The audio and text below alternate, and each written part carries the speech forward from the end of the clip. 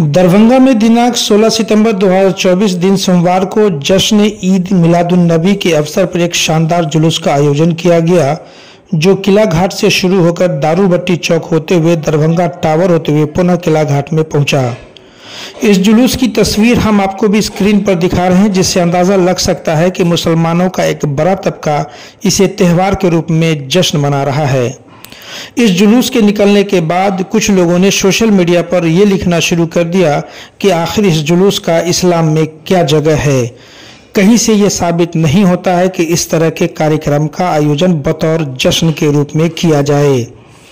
इसी बीच लोजपा रामविलास पासवान के राष्ट्रीय महासचिव डॉक्टर शाहनवाज अहमद कैफी ने भी एक प्रेस विज्ञप्ति जारी करते हुए इस जुलूस पर आपत्ति जताई और उन्होंने कहा कि मैंने बचपन में 12 वफात सुना करता था, लेकिन पिछले कुछ सालों से इसे बतौर जश्न के रूप में तब्दील कर दिया गया है और बाज़ाब्ता खुशी मनाई जा रही है, जो किसी भी किताब से साबित नहीं है। उन्होंने हमारे चैनल को दिए साक्षात्कार में 12 वफात को लेकर के तमाम बातें खुल करके रखी। जब हमने पूछा कि लोगों का सवाल है कि आप एक पॉलिटिशियन हैं, तो उन्होंने कहा कि मैं पॉलिटिशियन बाद में हूं, पहले एक मुसलमान हूं और जितना मुझे समझ में आता है उतना बोलना मेरा हक और अधिकार है और ये हक सबको मिला हुआ है। फ़र्क सिर्फ इतना है कि हम बोल रहे हैं और बाकी लोग खामोश है। हालांकि जो लोग मानते हैं कि ये जो हुआ है वो गलत हुआ है, तो बाकी लोगों को भी हमारी तरह बोलना चाहिए था। उनसे एक सवाल पूछा गया कि फ़िरका को लेकर के कि आप किसी और फ़िरका के मानने वाले हैं और जुलूस का आयोजन जिन लोगों ने किया वह किसी और फ़िरका के मानने वाले हैं, कहीं आप इस फ़िरके को लेकर के तो आपत्ति नहीं जाहिर कर रहे हैं। तो उन्होंने इसका जवाब भी खुल करके दिया। साथ ही साथ ईद मिलादुन्नबी को लेकर के सोशल मीडिया पे कुछ लोग एक दूसरे को मुबारकबादी भी दे रहे हैं, उस पर भी उन्होंने अपनी प्रतिक्रिया जाहिर की। उन्होंने इस तरह के तमाम मुद्दे पर हमारे चैनल को दिए साक्षात्कार में अपनी बात रखी। चलिए उनसे बात की कुछ तस्वीरें आपको दिखाते हैं, उसे गौर से सुनिए और समझिए। जाहिद भाई, हमने सोशल मीडिया के माध्यम से वो अपनी एक हमारी जो सोच थी हमने उसको कलमबंद किया और उसको हमने चाहा कि हमारी बातें, हमारी सोच समाज के उन तबके के पास ज़रूर जाए जो मुसलमानों के इस ऐसे आयोजन से अजीब मैसेज कौम को और मिल्लत को मिल रहा है। हमको नहीं समझ में आता। बचपन में हम लोग जानते थे, सुनते थे 12 वफात 12 वफात 12 वफात। अब 12 रबीउल जन्मदिन पैदाइश मनाया जा रहा है। हमको जहाँ तक जानकारी है कि कोई तारीख का कहीं कोई क्लियर कंसेप्ट नहीं।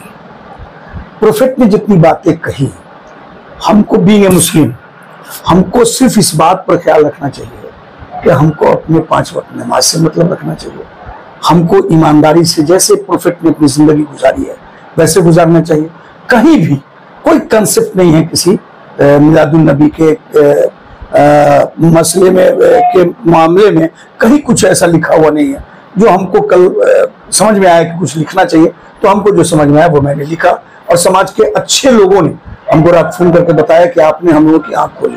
हमने कहा हमने नहीं खोली, हमने जो पढ़ा है वो हमने लोगों के बीच देने का काम किया। ये हमारे दर्शक समझना चाहेंगे कि आपत्ति किस बात का था?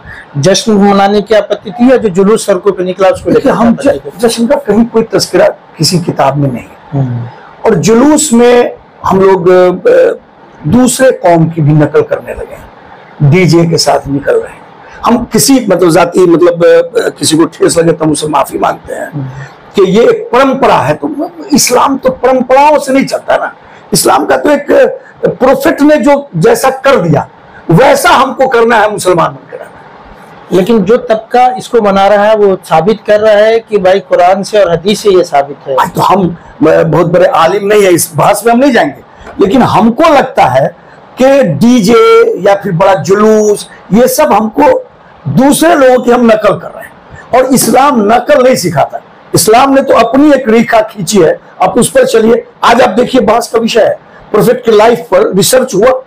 लोग मानते हैं कि सबसे बढ़िया जिंदगी जिसने गुजारने का तरीका सिखाया वो हमारे इस्लाम ने सिखाया और सिर्फ हमको प्रोफेट के उस कंसेप्ट को मानते हुए, जैसे उन्होंने अपनी जिंदगी बिताई है हमको वैसी जिंदगी बिताना चाहिए। कहीं भी नहीं लिखा हुआ है। हम पहले कहा आपको कि हम बहुत बड़े आलिम नहीं कि हम बहस में जाएंगे, और माफी के साथ उन लोगों को अगर तकलीफ पहुंचती है। जुलूस जो है ना, आप याद करिए ना, मुहर्रम का जुलूस हम लोग निकालते हैं, तो हम लोग का वो तबका जो मतलब हम जाहिल भी नहीं बोलेंगे, कम पढ़ा लिखा तबका समझता है कि हम अगले को डरा रहे हैं। 20% 80% में आप क्या डराइएगा जी? रिजल्ट क्या होता है? रामनवमी का जुलूस कैसा होता है? आपसे 10 गुना ज्यादा होता है, आपसे ज्यादा मतलब बदतमीजी तो नहीं बोलेंगे, लेकिन डराने का काम लोग करता है। हमने मौका दिया, हम वो डीजे, हम क्यों डीजे पर नकल कर रहे हैं? डीजे मतलब डीजे से क्या मैसेज दे रहे हैं हम? तो इसलिए हमने कहा कि प्रोफेट ने जो जिस तरीके से जिंदगी बिताई, हम मुसलमानों को वैसे बिताना चाहिए। आपकी विचारधारा से समाज का एक बड़ा तबका सहमत भी है, लेकिन खुल के बोलना नहीं चाहता है। तो इस टाइप के लोगों को अब आप बताइए। आप एक बात, आप मैं परसों एक कॉन्फ्रेंस हुआ, कौन मुसलमान है जिसको नहीं मालूम है कि वक्फ पर हमला हो रहा है? बोलना चाह रहे हैं लोग, जाना चाह रहे हैं लोग, चुरा चुरा के लोग जा रहा था उस कार्य करने। अरे भैया, आप अपने मामले को आप रखिएगा तो उसमें डरने की क्या बात है? बड़ा तबका नहीं, 99% मुसलमानों को ये इस बात का एहसास है कि कल जो जितना बड़ा जुलूस पूरे देश में निकला होगा, इसका कहीं कोई क्लियर कंसेप्ट नहीं है कि जुलूस निकलना चाहिए। लेकिन लोग बोलता इसलिए नहीं है कि जुलूस निकालने वाले लोगों को लगेगा कि शाहनवाज कैफी विरोधी। हम उनका विरोध नहीं कर रहे हैं, उनके जो तरीके हैं हम उसका विरोध कर रहे हैं। आप कुरान पढ़िए, आपको कौन रोकता है? आप प्रोफेट जैसे जिंदगी बिताने को कहा बिताइए, कौन कहीं से? अच्छा, आज से कहीं से पहले ये साबित है, आपको जितना इल्म है उसमें कहीं से भी ये साबित है कि इस तरह का जुलूस वगैरह कहीं यही वजह है जो कल मैंने, आपने कहेगा कि हिम्मत किया नहीं, हमने कल इसीलिए लिखा भी, खास के उसी दिन पोस्ट किया। आपकी उस खबर को लगाने के बाद कई लोगों ने मुझे व्हाट्सएप पे मैसेज किया कि आपने एक पॉलिटिकल आदमी के बयान को एक मजहब के बयान से जोड़ के खबर बना देते हैं, आपको इससे बचना चाहिए। आपकी क्या तो मैं कहूँ, मैं पॉलिटिकल हूँ, पहले मैं मुसलमान हूँ, पहले मैं मुसलमान, उसके बाद राजनीतिक हूँ। और ये जान लीजिए, ये समाज से जुड़ा हुआ बड़ा मामला था, इसलिए मुझको आप मेरी हिस्ट्री को जानिए। हम ये डरते उड़ते ना है कि बोलने में, जो सही है उसको बोलेंगे। और ये मुझको सही लगा, इसलिए हमने इस बात को कर रखा सोशल मीडिया पे। आपने इसको मतलब नोटिस लिया, आपका बहुत बहुत शुक्रिया कि आपके माध्यम से वो लोग जो नहीं जान सके थे उन लोगों ने भी जाना। एक चीज बताइए कि क्या ये धीरे धीरे आने वाले टाइम में, अगर इसको रोका नहीं गया तो आने वाले टाइम में और ये बड़ा चढ़ा करके पेश किया जाएगा? अब तो हमको लगता है कि हम लोग नकल कर रहे हैं ना। अब एक बात फील किया होगा, असर तो होता है। हलवा पूरी का जमाना सबे बारात वाला याद है? अब आप बताइए क्या घर में बनता है? धीरे धीरे अवॉइड किया लोगों को जब ये समझ में आया कि इसका कोई कंसेप्ट नहीं है, ऐसा कहीं कोई मिसाल नहीं है, हलवा पूरी का क्या है उसमें बनता था कि नहीं? याद करिए ना। बात ये समझ में आता, समाज का एक बड़ा तबका पढ़ा लिखा है, वो खुल करके बयान नहीं देना चाहता है, उसको भी बयान देना चाहिए। हम तो आपके चैनल से गुजारिश करेंगे लोगों से कि जो चीज इस्लाम के तरीके को मिस मैसेज करती है, यानी वो गलत मैसेज दे रही है, उसका हम लोग को खुल के विरोध करना चाहिए। और इससे इस बात का कोई डर नहीं है कि कल क्या होगा। हम तो पॉलिटिकल आदमी, हमको तो इस बात का डर होना चाहिए कि कल इलेक्शन लड़ेंगे, क्या होगा।